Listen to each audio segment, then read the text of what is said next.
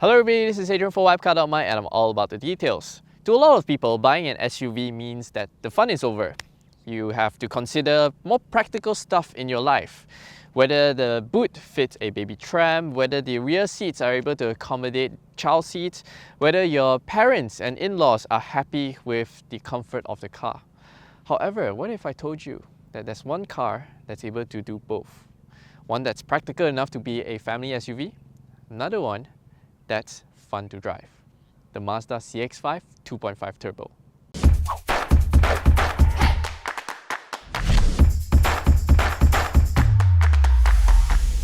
Download the official WapCar app on the Apple App Store and Google Play Store now.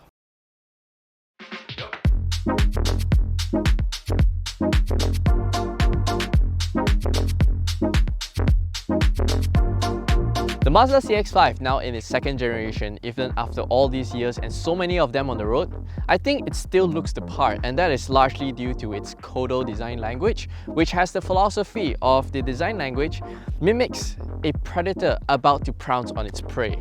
And if you take a look at the CX-5, you can notice there's a lot of smooth lines, very organic lines, and the front here is just a massive gaping grille looking like a predator. Of course, it's not as dynamic or as aggressive as the latest Mazda 3, but the CX-5, I think, stood the test of time very well. In this range-topping CX-5 2.5 Turbo, it comes with adaptive front lighting system. What it means is that the LED headlamps swivel according to your steering input to give you maximum illumination while you're in the corner. And over here, the alloy wheels, it may appear small, but they're actually massive 19-inch alloys. And this is due to the alloy wheel design. It makes it appear smaller than it actually is. And, I wish that it looks bigger, so it fills up the wheel arches a bit nicer, neater compared to the entire car.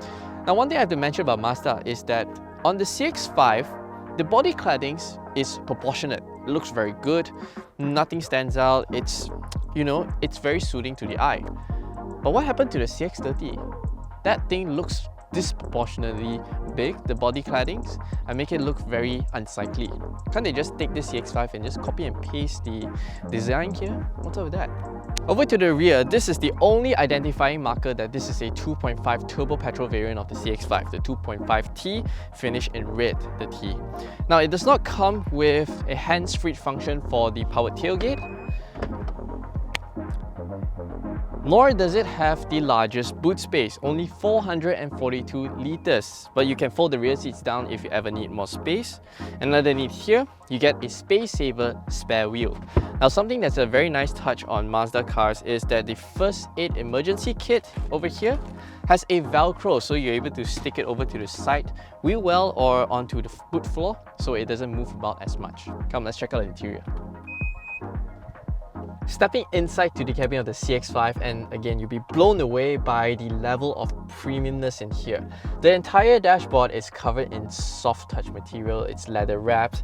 Even the top section of the door cards, center, lower, are all covered in nice material, soft touch as well. The driver also gets a center knee pad here, just in case if you corner a little bit too hard, you're able to rest your knee onto this pad on the center console here.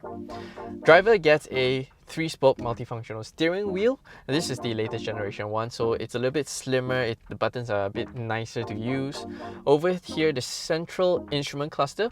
This is exclusive to the range-topping 2.5 turbo variant because the center gets an LCD screen. And I have to give props to Mazda because the refresh rate, the clarity, the fluidity, and the design of this LCD screen is just top-notch. Everything looks analog to you and it's very smooth, very vibrant, very easy to read, and it's very pleasing to look at. And startup, it even does an animation and I quite like that. There's also a heads-up display, colored. It shows you your navigation details, your speedometer, as well as your ADAS functions, but that's depending on whether the functions in the car are active. This center portion of the cabin, I feel it looks a little bit dated, and that's no thanks to the launch of the new generation Mazda 3, because once that interior came out, this feels a little bit dated. The floating 7-inch MZD Connect touchscreen infotainment system, well, decent, no complaints. Now, some of you may feel that the cabin of the CX-5 is a little bit tight, and I do have to agree with you because the CR-V does feel a little bit more spacious, a little bit wider. This feels like a very tight, cozy cabin. Some of you may like it because doesn't feel too airy. This has a more sportier driving feel to it, and the seats, I have to commend. Most supportive seats ever. Another thing that Mazda does very well is the driving position. This is by far the best driving position in the class because it offers really a very low sitting position, very proper. You're able to adjust it if you want it to be a bit taller via the powered operation. But the seats are supportive, you get good support on your lower back, side support. The steering wheel is in the right position. You will definitely have no issues getting the proper driving position in here. Pedal position of the brakes and throttle pedal, intuitive, natural. This is a very natural driving position, as my colleague has mentioned, Jason mentioned in his CX-30 review. Same thing in this CX-5, great sitting position. Now, cabin storage in the CX-5 is honestly not at all impressive. It's quite tight in here. Yes, it passes a big bottle test on the side door bins, one of them. Your wallet goes to the center console here. 2 cup holders for your phone and whatnot. And you get a rather tiny center armrest storage. With a little lid here, you can put your cards and loose change and whatnot. But yeah, the cabin storage of a CR-V is way more impressive. Seated in the back seat of the CX-5, I have the front seat adjusted to my usual driving position, and I'm 175 cm tall. I have about 2 tennis balls worth of space. Yeah, not the best in class. 2 tennis balls worth of headroom, no complaints. Space in the footwell, I'm able to comfortably slot my feet underneath the front seat for a much more relaxed sitting position. There's also a slight recline on the rear bench. Amenities in here include 2 back pockets, rear air vents, my favorite. You're able to fit squeeze a large size water bottle on the side door bins of the CX-5. Awesome stuff. Now, if you're wondering where is the USB charging port, it's actually located on the center armrest here. It's neatly integrated. Once you plug in your phone, you can do this neatly so. Very nice touch. Oh, there's also 2 cup holders for your drinks and all.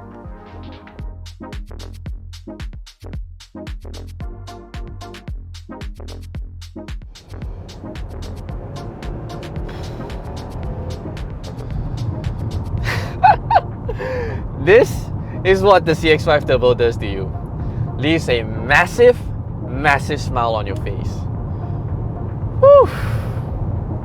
Alright, so the star of this CX-5 Turbo is most definitely, this 2.5 litre turbocharged 4-cylinder petrol engine. It pushes 420 Nm of torque paired to a 6-speed automatic transmission and deploys power on all 4 wheels via its all-wheel drive system. And I have to say, it is such an effective powertrain, so addictive to drive. Every time you approach the throttle, you just don't want to lift off. You just want to pin your foot down on the throttle pedal and just keep going, because this powertrain will deliver power, deliver torque all day, all night, probably even all the way to its maximum top speed of 260 km per hour. It will just go and go and go. That's how healthy and strong this engine is. Whew. Oh gosh. Really, it's such an addictive powertrain. Best handling SUV in the segment by far. All-wheel drive, G-vectoring control. You can't do that in a CR-V. You definitely cannot do that in a X70. In a Toyota RAV4, you don't have the power to do what I did just now. Yes, this is really a performance-oriented SUV. So if I would put the CX-5 on a scale, whether is it a performance or family-oriented SUV, it's definitely more skewed towards being a sportier positioning in terms of its nature. It's definitely not as spacious nor practical as, say, a CR-V. Boot space is smaller, the rear legroom is a bit smaller. And it lacks the all-important adaptive cruise control and lane keep assist, which is available on every other competitors of its segment. So it makes it a bit lacking, it sticks out like a sore thumb. However, if you're somebody who enjoys driving, who wants to enjoy yourself while sending the kids to school, on the way back from work, something to reward yourself in terms of driving,